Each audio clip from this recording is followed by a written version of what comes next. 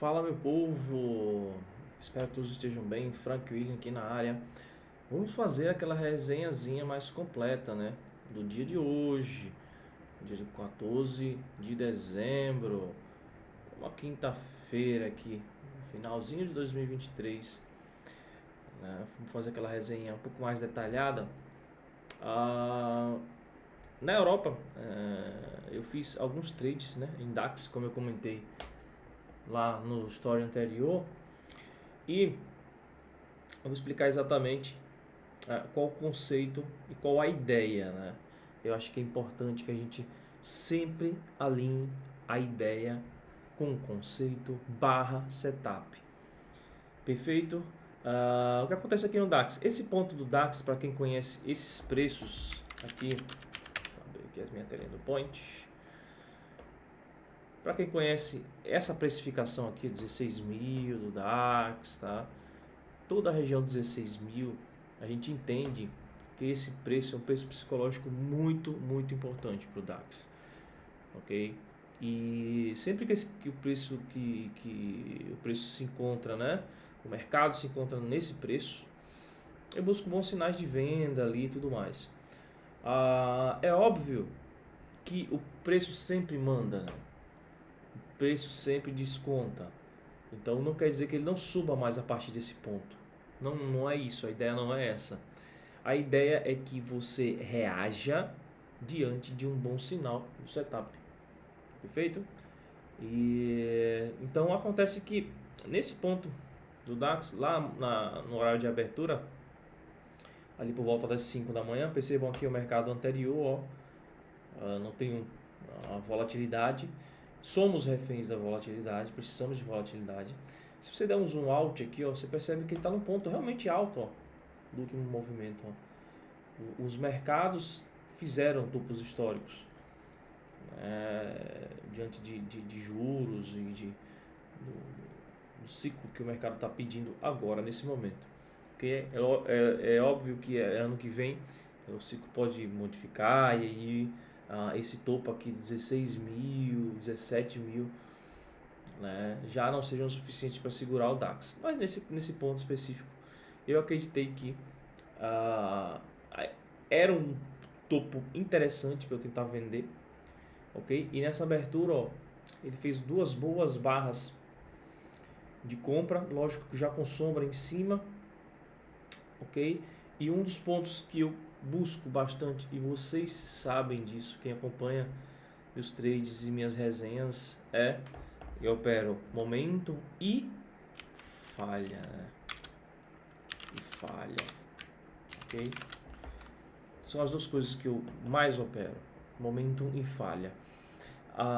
Tanto para momento quanto para falha, o peso maior, tá, desse tipo de trade é de fato o price action, tá? É de fato o price action. Então, vamos lá. Deixa eu colocar a setinha aqui. Azul, beleza. Eu venho uma boa barra, estou no ponto alto, deixo continuidade acontecer, não fico, né, ansioso, espero que pelo menos ele vai fazer uma correção na parte de baixo do preço, ok? E aí quando ele falha essa primeira venda aqui, é sempre uma venda um pouco mais agressiva, tá, galera? Sempre um pouquinho mais agressiva, porque é a primeira, obviamente. Então eu vendi a perda da mínima da barra 96 aqui, ó, e já estava apontado, setado o meu primeiro alvo, observando o true range do horário aqui para baixo. Se o true range desse um pouco mais, eu reduziria para próximo a essa região de topo aqui, ó, da 93. Foi o que eu fiz. Eu vendi e travei esse preço já na zona da 93. E aí, depois de tudo isso, eu espero de novo outra falha, ok? Para tentar vender de novo. Por quê? Porque aqui seria o início de uma possível correção. Então eu saio no bom ponto, tiro a mão aqui e aguardo, porque existe a possibilidade, diante dessas duas barras fortes, desse preço ter continuidade e ir para cima. Então eu preciso aguardar o preço falhar de novo. Tá? Nesse caso específico eu tenho duas situações. Vou mostrar para vocês. Tem duas situações. Eu posso vender a barra imediata, a primeira falha, como eu fiz aqui na 97, ou seja, aqui na barra 100, poderia vender perdendo essa barra, não é errado. Aqui seria uma antecipação, ok? Um trade de antecipação, uma pré-falha, podemos até dizer assim. Porém, para que eu haja de forma mais conservadora, eu não gosto de vender essa pré-falha, tá? Poucas vezes eu vendo. Eu prefiro a barra que testa a região nesse fundo aqui do 97. Por isso que eu vendi aqui. Ok? Então, as situações são diferentes. Numa primeira falha e numa segunda falha. Na primeira falha eu não tenho opção. Eu vendo primeira barra que falha. Ok? Já numa segunda falha, eu tenho opções de vender a primeira falha, né, o primeiro teste abaixo, ou o segundo teste abaixo. Perfeito? Na segunda falha eu tenho duas opções de entrada. Uma mais agressiva, vamos dizer assim, um pré-rompimento, e o rompimento em si, ou violação da região. Perfeito? Vou limpar aqui para a gente dar continuidade aqui à explicação. Vamos lá. Quando eu vendo, né, essa barra aqui, ó, a 100, a 101, desculpa, perdendo a 97, eu observo que esse movimento aqui já me definiu uma pernada, ok? Quando eu tenho mais de duas barras, eu já começo a avaliar pullbacks dessas regiões, por entender que pode ser que eu esteja, né, já enviesando para um movimento vendedor. E essas duas barras sejam o primeiro recuo do movimento, ok? Então, o que acontece? Por isso que eu vendi essa correção, ó, aqui de novo, porque justamente eu estava avaliando que ele poderia criar uma micro perna 3 aí, tá? Para price action perna 2, ok? Eu observo pontualmente a média de 20, porque ali é a região de alvo minha, e proporcionalmente estava muito alinhado esse segundo trade. E aí eu saio com uma parte da mão aqui próximo à média de 20. Perfeito? Vamos lá, vamos limpar mais um pouquinho. Limpei de novo. Aqui, ó. Vou puxar o gráfico aqui para cima. Vamos lá. Beleza. Eu senti que a média estava... que o teste dessa média não houve reações no teste à média, né? Compradoras. Não houveram reações. O preço realmente estava com vontade de passar dessa média. A média de 60, que é essa verde, e a média de 20, elas estavam muito próximas na região aqui, ó. Vocês estão vendo que elas estão muito próximas. Deixa eu marcar aqui para vocês. Aqui, ó. Elas estão muito próximas. Ok? O que me dá mais uma confiança que esse trade pode andar mais um pouco. Porém, o quanto é esse pouco? Eu não sei. Ninguém sabe. Mas o que eu preciso saber é que meus alvos eu preciso estar fora desse trade até a próxima região de briga, que seria nesse fundo, ok? E aí eu vendo mais um pouco já desse trade ainda continuando, né? Que eu tirei uma parte da mão, vendi uma parte um pouquinho menor, de novo nesse trade, e eu saí aqui na próxima região de briga aqui embaixo, ó. O que foi aqui para baixo não me interessa mais. Poderia ser um trade que fosse correção à média, né, para quem opera um pouco maior, né? Mas nesse ciclo de mercado que está bem lateral, eu não senti tanta confiança para fazer uma operação um pouco mais longa, até porque eu já tinha tirado aqui já acima da média de valor nesses dois trades. Aqui foi só um bônus, na verdade. Perfeito? Os trades que eu fiz em índice hoje, cadê? Os trades não, o trade, né? Que eu fiz um trade só, na verdade, tá? Que foi um trade bem protetivo, beleza? Quando eu tenho um movimento muito forte como esse comprador que vemos aqui, ok? O preço pode passar por algumas horas ou alguns dias, né? Sobre influência desse ruído. É um ruído muito alto o que o índice sentiu aqui. Então vendas aqui são bem prejudicadas, tá? Diante do que eu faço, ok? Então toda vez que eu entro numa venda aqui, eu quero proteger o mais rápido possível. É possível. Esse é o contexto. A gente tem que proteger mesmo isso aqui muito mais rápido que comumente uma perna um pouco menor, de 500, 600, 700 pontos. Ok? Essa perna foi muito maior que isso. Vamos dar uma olhadinha pro tamanho dessa perna aqui, ó. Vamos dar uma olhadinha no tamanho dessa perna na dica aqui. Vamos lá. Espera aí. Pega aqui embaixo a partir do ponto de rompimento, ó. Opa. Tirar isso aqui. Ó. Uma perna de 4.000, um pouco mais de 4.000 pontos. Então, a distorção do preço, vocês têm que entender isso, tá? Essas características pós-indicadores, pós-dia de tendência e tudo mais. Por isso que quando tem um dia muito forte, acima do normal, um desvio de 1,5, 2 do padrão, o dia seguinte é dia de pausa, ok? Mas muita gente já segue esse preceito. Porém, apesar de entender isso, o operador muitas vezes avalia mal um sinal e tende a errar o trade quando ele avalia mal um sinal. Perfeito? Então vamos lá. Eu tendo em vista isso, que eu não acreditava na continuidade, novamente eu busco, vocês já sabem o que é que eu busco, né? Vou escrever aqui para a gente reforçar. Eu busco a falha. Eu tenho,